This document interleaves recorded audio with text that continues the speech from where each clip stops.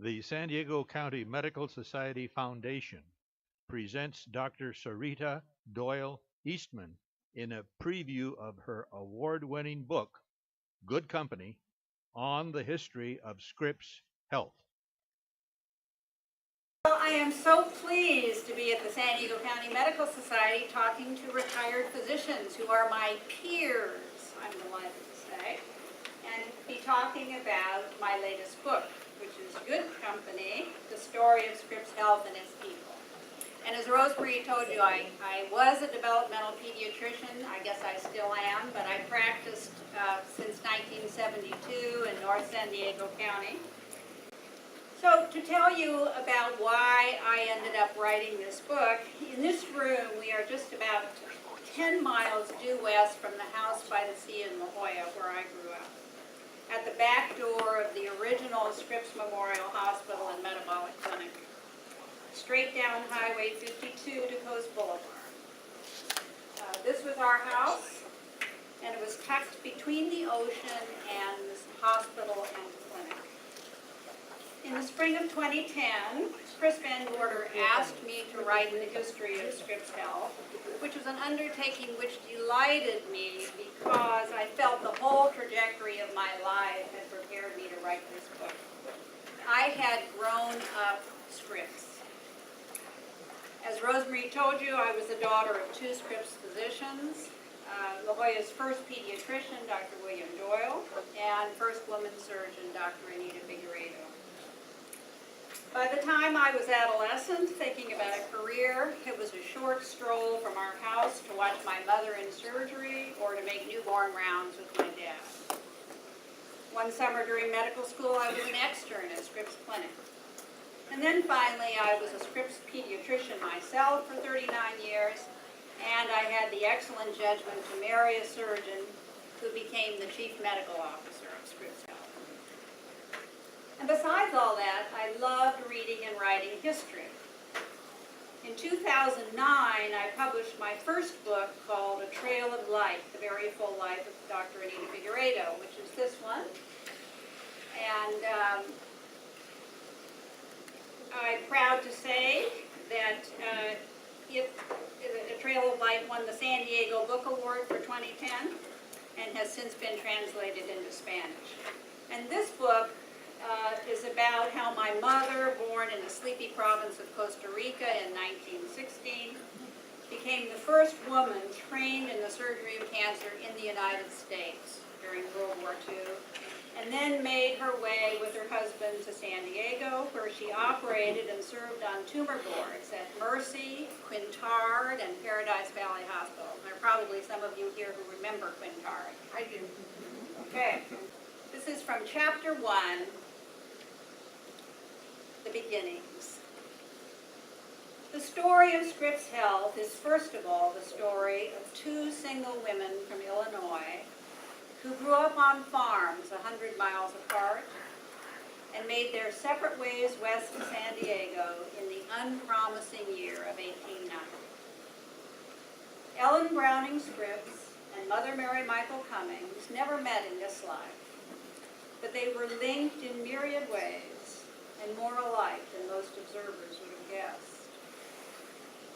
Miss Ellen Scripps, founder of the first hospital and clinic to bear her name, and Mother Mary Michael, founder of the Hospital of the Sisters of Mercy, were a short generation apart, 17 years, but were both in middle age when they arrived in a dusty waterfront town with a perfect Mediterranean climate and not much else to recommend it.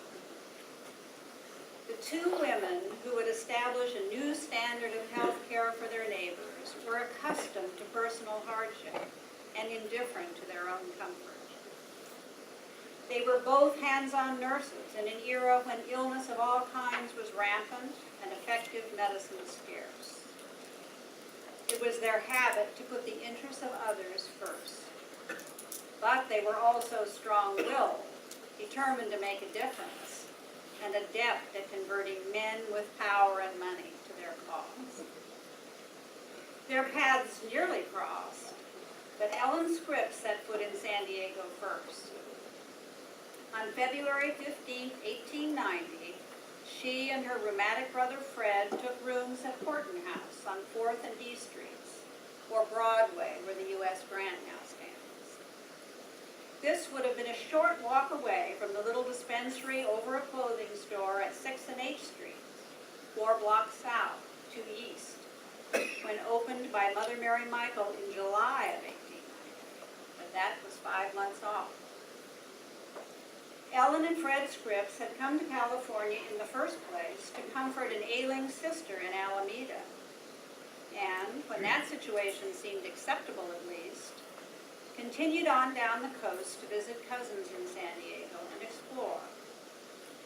They ferried over for a look at the glossy new Hotel del Coronado, built to be the talk of the Western world and already attracting titled guests. They made their way to the little colony of La Jolla, protruding into the sea at the northern edge of the city, and walked the beach and tide pools, then undertook a horse and carriage tour of the whole terrain, west to Point Loma, south to the new border town of Tijuana, and north to Fallbrook. Overall, Miss Ellen's first visit to San Diego lasted about 3 weeks, and before leaving again for the house in Detroit she shared with her brother James, she agreed in principle to invest in a parcel of land because her brother Fred felt so much better in the sun. Ellen Browning Scripps was wealthy by 1890, but not an heiress, as one might suppose. In fact, she was an extraordinarily self-made woman. Born in the Mayfair district of London, England in 1836, young Ellen was the 5th of 13 children born to bookbinder James Mogg Scripps and 3 successive wives. The London Scripps were one step up from working class, and their fortunes rose and fell.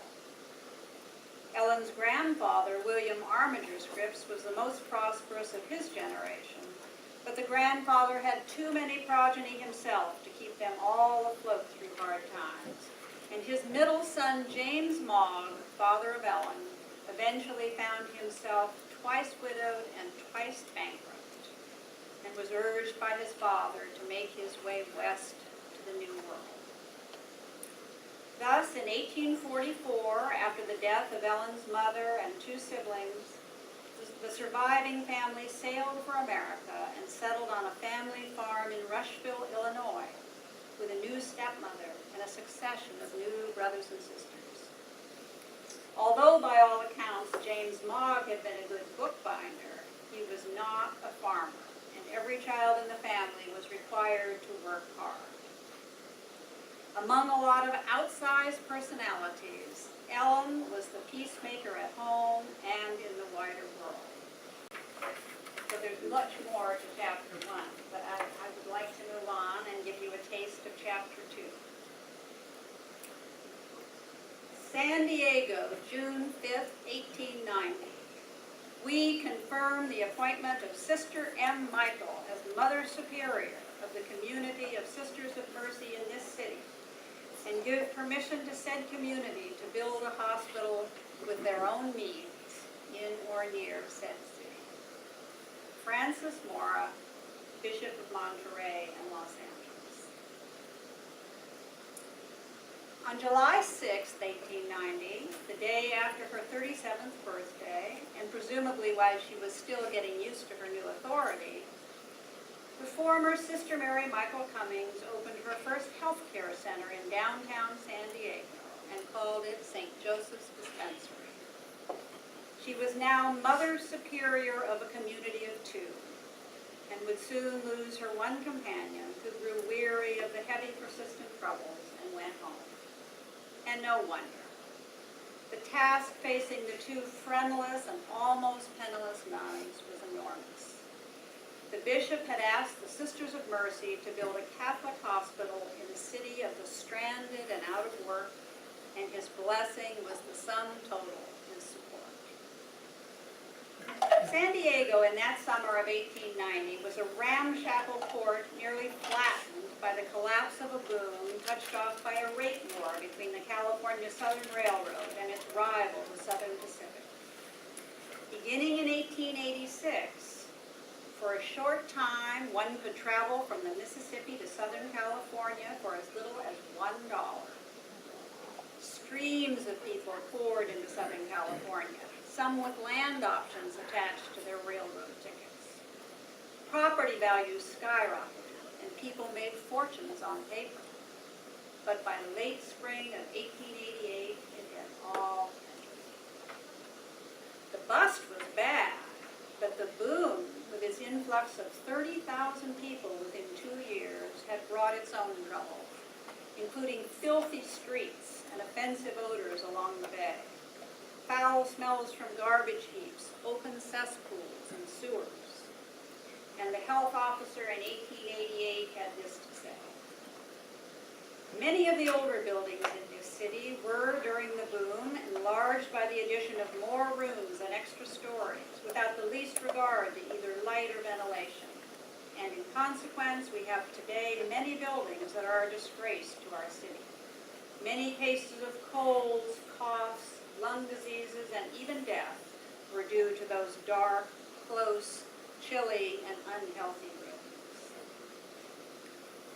Now in 1890, half those new people were gone, but many who remained were indigent and ill, partly because of the unpleasantness described above, but also because of local boosterism, promoting San Diego as the healthiest climate imaginable, and claims by local physicians that the San Diego Bay region is the most healthy spot in the United States, perhaps the world, which brought invalids to the city in the first place.